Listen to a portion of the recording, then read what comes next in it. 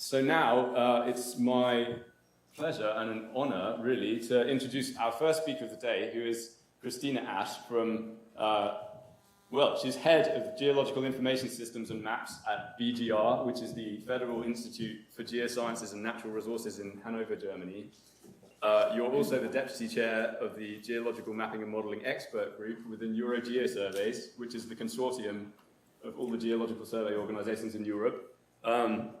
You've previously been the vice president of the International Union of Geological Sciences, and you're going to be talking to us about IGME 5000, which is the first international geological map of Europe, and the work that went into it. So when I asked Christina, would she like to talk at this conference, initially I think you weren't sure because your work doesn't necessarily involve AI so much, but I said something like, I really don't think that matters because we can't kick off the conference in a better way than hearing from the lead of one of the most ambitious geological mapping projects that there's been. So we're absolutely honored to have you here. I'll just have to set up, this presentation. Are you happy with the microphone here? Let's test it. Can you hear me? Yes. Super. Okay, the stage is yours. Charlie, thank you so much for the introduction and for the invitation to give a talk here. And I didn't know that I would be the first until about 1 month ago. And well, it's such an honor and pleasure that you have been inviting me and give me this opportunity to talk about this project that is, has taken me many years, didn't use any AI, but HI. And this is the last slide. Let's start with the first one. Oh, sorry. Spoiler. Sorry. Okay, so again, thank you so much, because this is not only some saying that you say in the start of conference, such an honor to speak to you and to be here. It's a real honor to speak to this audience because you are AI people, you're geologists and mixtures of that. I'm a sort of archaeopteryx in between. I worked a lot with hands-on mapping, with then coming to digital mapping and finally putting together this map project in the beginning of my career. And I'm very happy that I can take you through the adventurous journey until map and the project was finished. Well, next slide. Just to tell you a little bit some basics about the project.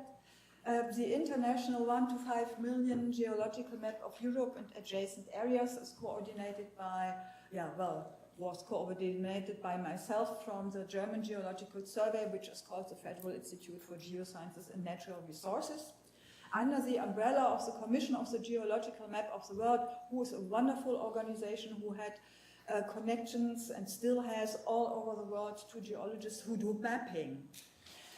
Cooperation was a very important point with international experts and an advisory board. Without that, nothing would have worked. And it's a continuation of a tradition, I have to say, of European transboundary mapping with a cross-boundary legend since the Second International Geological Congress in 1881, where it was decided to compile a cross-boundary international geological map of Europe at the scale 1 to 5 million, and I think these are about 20 map sheets that came out of paper map sheets, and also BGR was involved that. And it was the first project where a legend for a whole continent was being compiled. So this work I have been doing and I had the pleasure to do is following this in big footsteps. Well, and it is based on the work of hundreds of mapping geologists all over Europe, because this is a compilation of so many data that they're generalized and interpreted and gone again, but it's based of real work by real geologists mapping in the fields. Well, the mission that was given to me at the centennial meeting of the Geological Map of the Commission of the Geological Map of the World in Berlin in 1994 was, Christine, your task now is to produce a printed geological map of Europe, prepared in a digital form and offshore geology included. Sounds easy, huh? Just 3 lines, nothing. And I said, okay, I do that. And it was a long journey until we were finished, and I can tell you about that.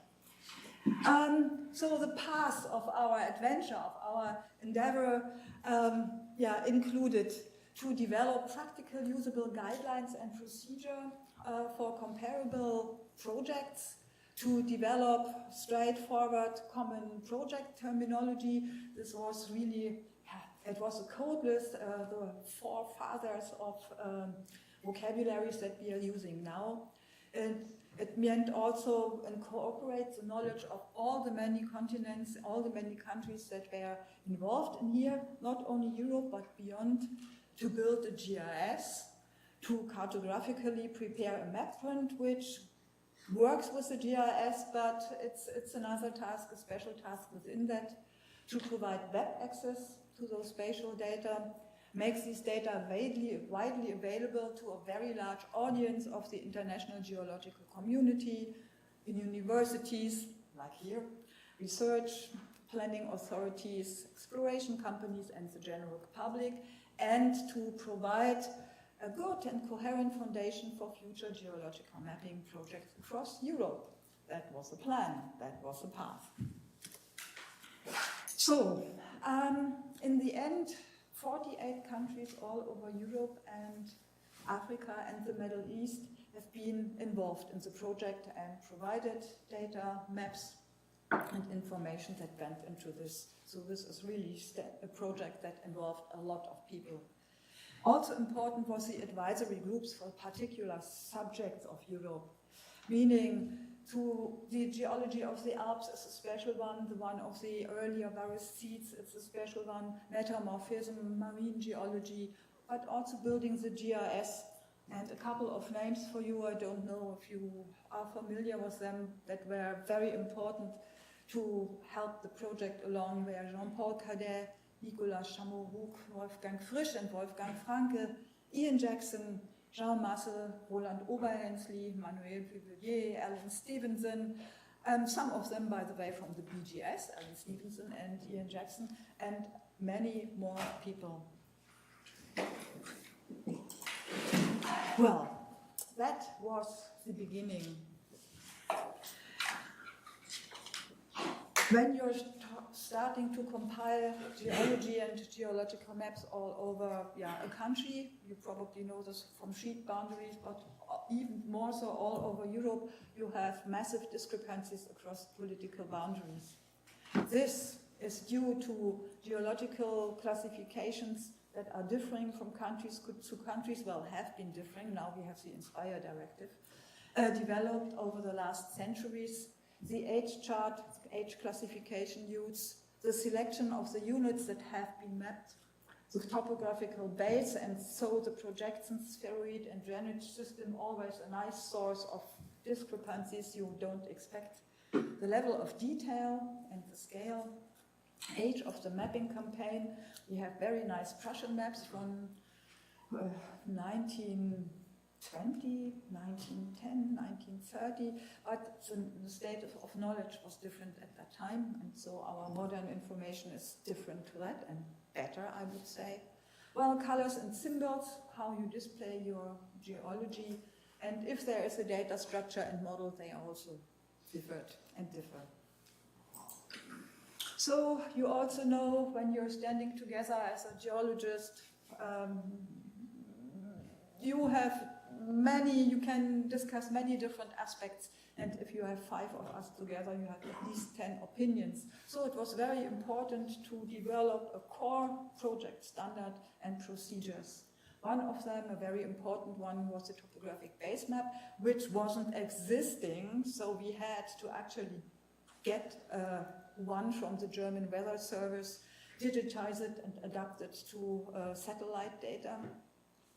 Guidelines for generalizing and drafting the contributions from everyone.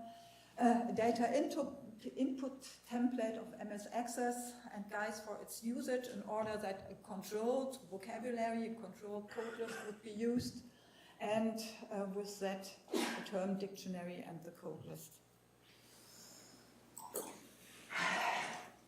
What we also needed to set up in the beginning to model the real geology of Europe is to think about what would we like to display, what is important to show the geology of Europe. And we decided that the geological unit definitely needs to be described by its lithology and age. These are the basics. If there is a regional name, it should be added. Then we had a complex system to explain the metamorphism and its history. But we also included genetic elements, impact structures, definitely faults and thrust, another important element of geological maps, and the tectonic environment.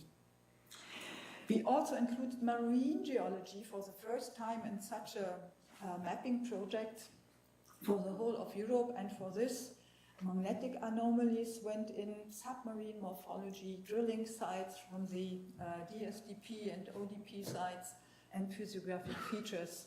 And of course, we didn't not only have to find the topography, but we also had to find the asymmetry, which we took from get-go,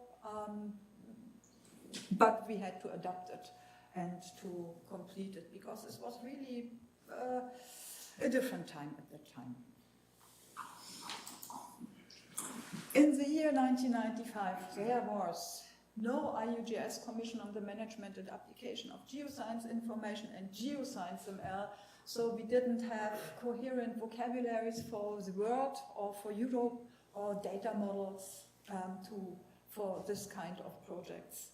There was no European Commission-inspired directive that described geological data, their terms, their genetic environments for the whole of Europe in order to have transboundary understanding. This was not existing, and there was also no one European Commission, One Geology Europe project that started only in 2008, which is a sort of follow-up what the IGME has been doing, and also set up nice project standards.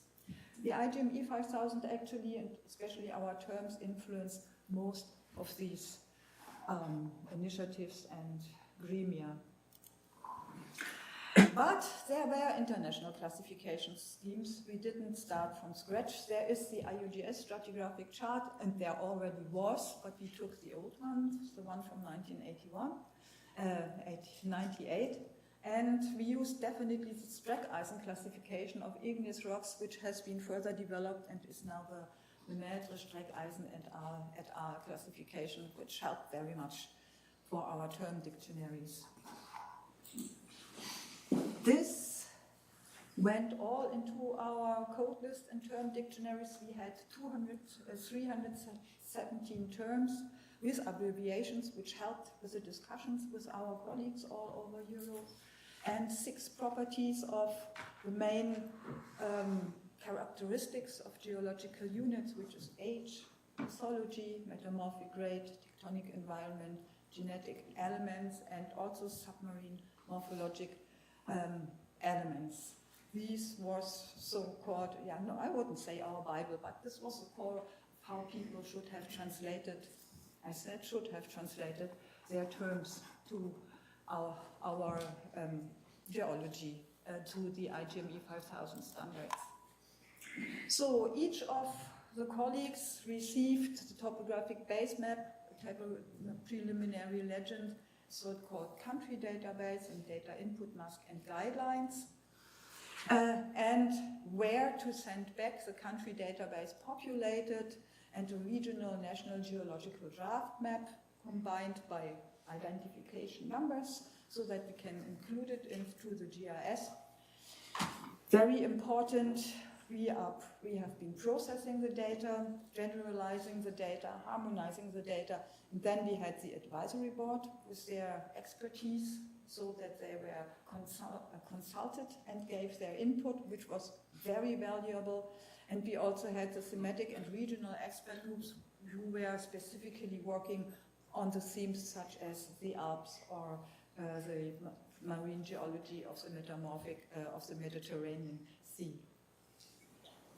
So, and this is what we received. What you can see here on the left side, this is how we wanted to have our data. We needed the coding by numbers plus also the coloring, so that we could identify what is what. It was much easier. And some of our colleagues in Europe actually sent this to us. But we also received printed map in a multitude of languages, which we partly had to translate. And we also received nice artistic drawings by hands, which had to be digitized, incorporated, and first of all understood. But all of this was good, because any contribution is better than no contribution. So any cooperation is better than no cooperation, and any communication is better than none. So this was great.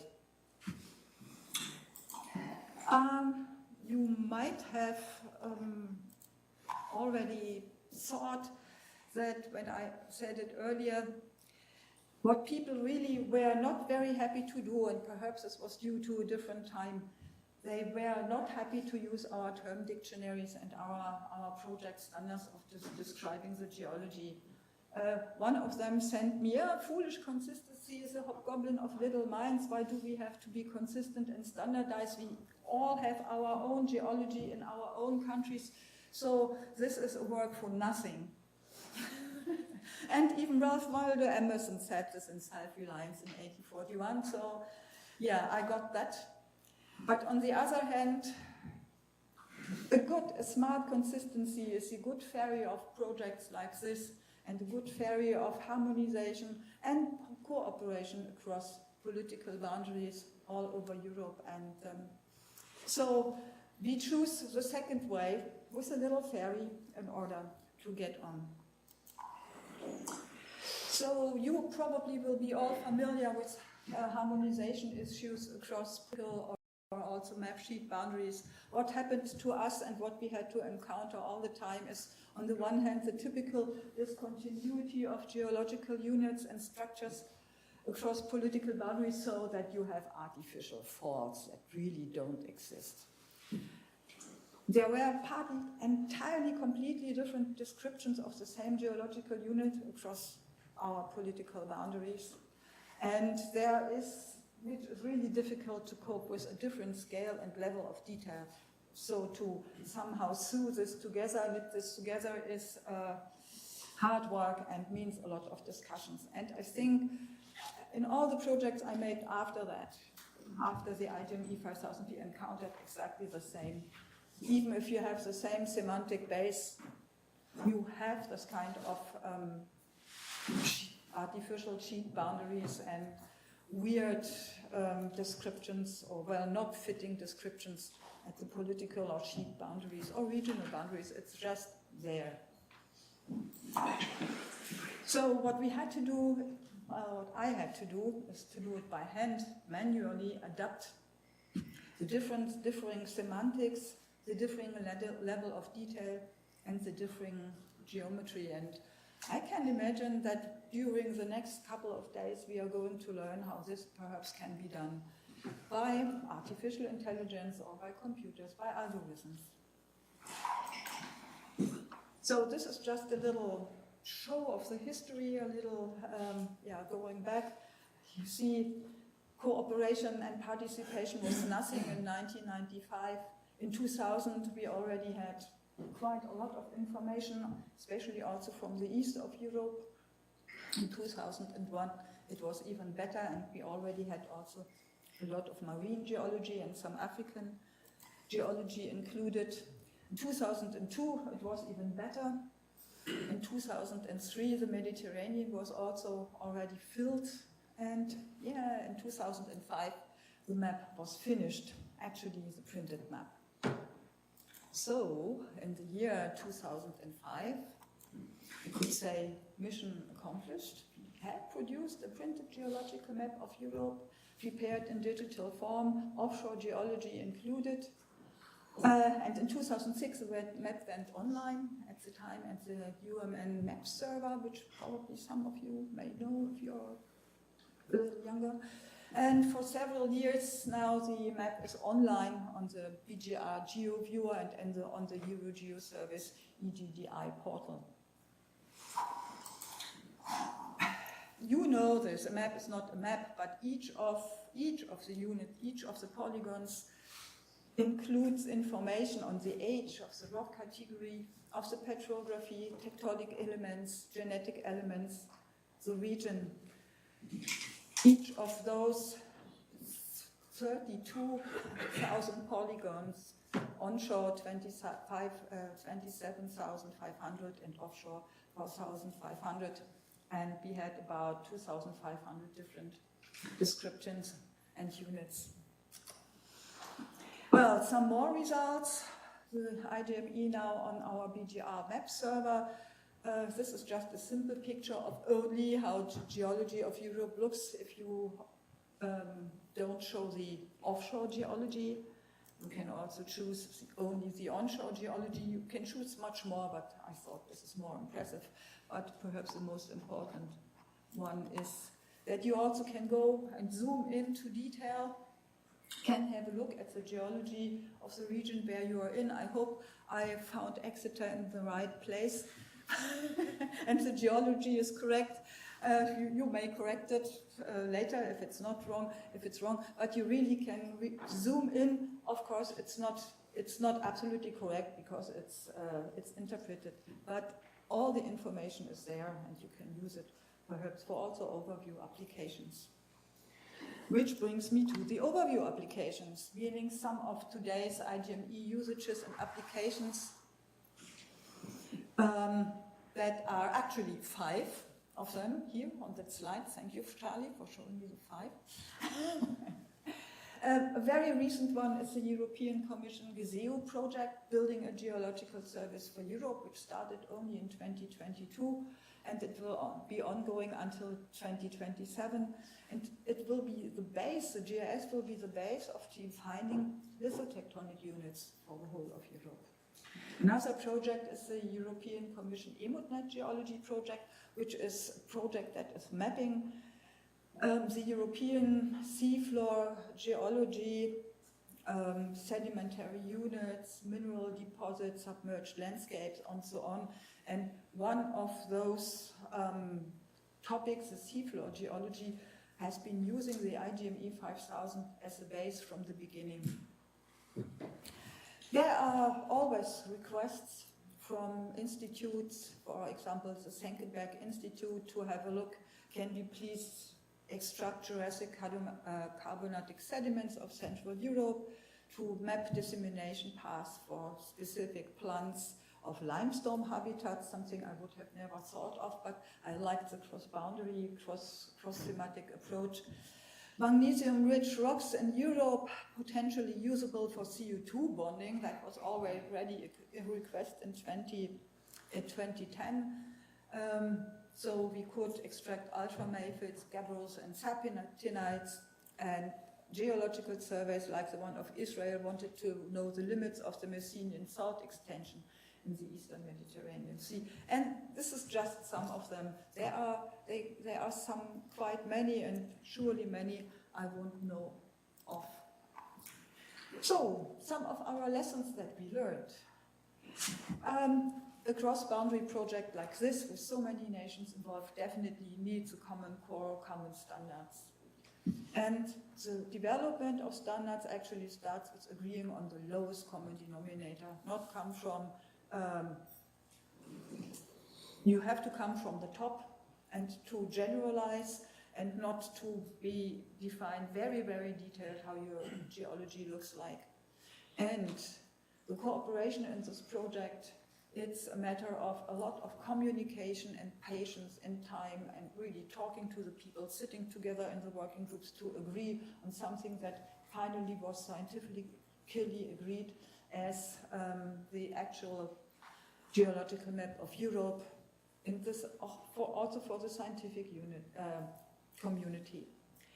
Language, you probably won't know it, but it's if you're speaking different languages all over Europe, it's a nice never-ending source of misunderstandings. And at some points, all the discussions had to stop, and you have to decide and say, okay, this unit now is Triassic, limestone, and nothing else. And that's it. 48 countries and 48 different cultures in communication, reliability, accepting rules, and so on, have been a real challenge, but also a very big pleasure to work with all the people. And perhaps today's technology and AI can make the technical component much easier, but probably not the human component, and probably not the agreeing on a common boundary in geology. But I'm looking forward to hearing of that in the next 2 days. I asked the MS Copilot, the Microsoft Copilot designer, to draw me a picture of artificial intelligence with some neural networks, and she did it. And she said, you are free to use it, so I use it. So what could AI have done for the IGME 5000 now, if we would start now? Assist to find sources, if they are online available, would be one on my wish list. Another one, that we could have a semi-automatic or automatic classification and mapping correlation of national to project standards. Generalized to detailed data would be another one that would be very big on my wish list. And generalize in a geological, logical way. Assist in semantic data harmonization, assist to geometric data harmonization. These are some, but I'm sure and then we will learn much more about it, and I look forward to hear about it. Well, and here is first of all a big thank you to the small team at BGR and the large team all over Europe who helped to accomplish this project, and many thanks for you and your attention.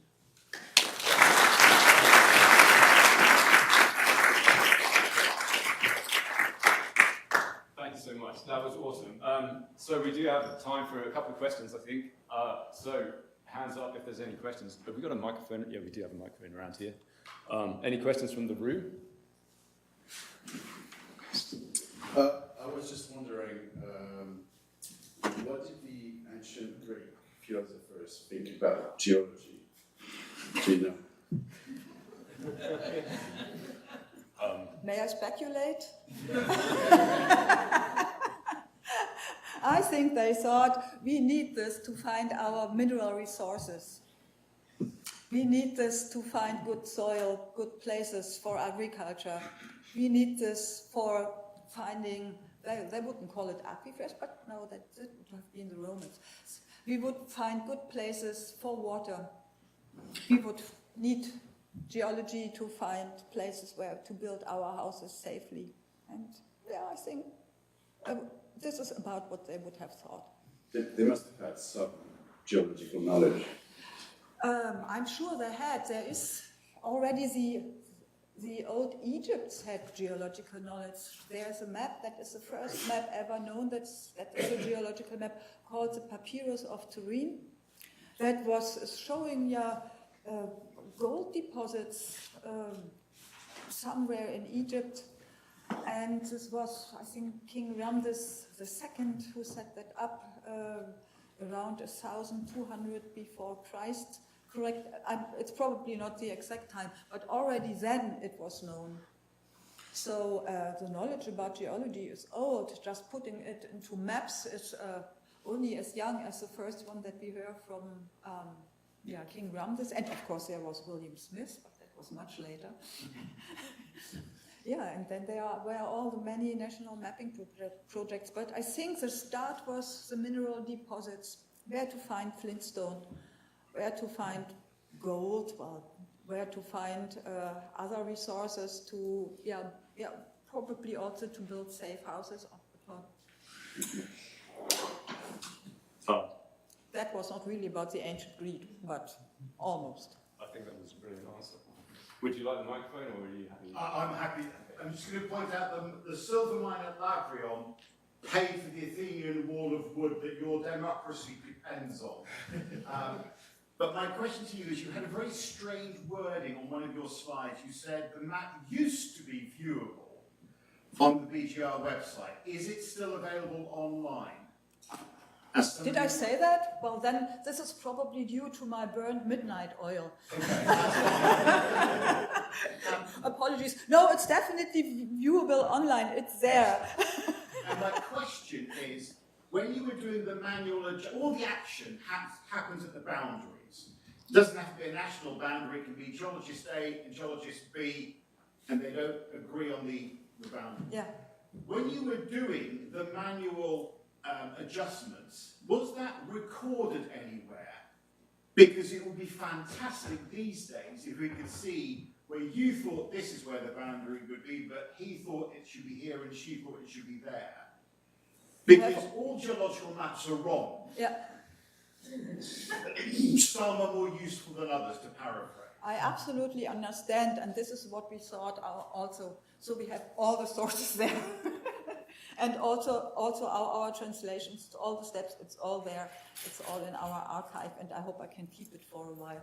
Mm-hmm. Yeah. So, yes. So there's a fantastic project about the intelligence that went into agreeing a compromise boundary that would be amazing if an AI engine had access to get inside a geologist's brain. Mm. Yeah, and it was all HI. Yeah. At the time. Yeah. Yeah, good question, thank you. But we have it all. So it's not thrown away. So just in order to, if perhaps somebody would like to see how was the situation then and why is that boundary now looking like it is now. So yeah. Thank you. Brilliant. There's another one too. Okay. Oh, It will have to be fairly quick, but yeah, go for it. Do you want a mic or? No, I'll shout. So there are some parts of making a geological map which are inherently unstable, always developing, and the geological timescale, the classification of the geological subdivisions is one of those. So how do you build into your architecture or your way of making a map like this a way of doing it that is easily updatable? Good one. The mapping project was finished in 2005. Since then, since 2006, it's online, and we updated it indeed in a couple of places where we got information from people who said, "No, we now have absolutely new data, and this is now wrong. Change it." But actually, if you want to update this all the time when there are new data, we would need something perhaps like AI now today, because this is so much that you have to understand, you have to evaluate, you have to get into it and to harmonize, that perhaps the easiest would be to have a new edition based on the old, on the former one. But I'm really curious, because I'm the archaeopteryx between two worlds, I'm really curious to learn about what this conference can say to that and perhaps point out some ways. Thank you.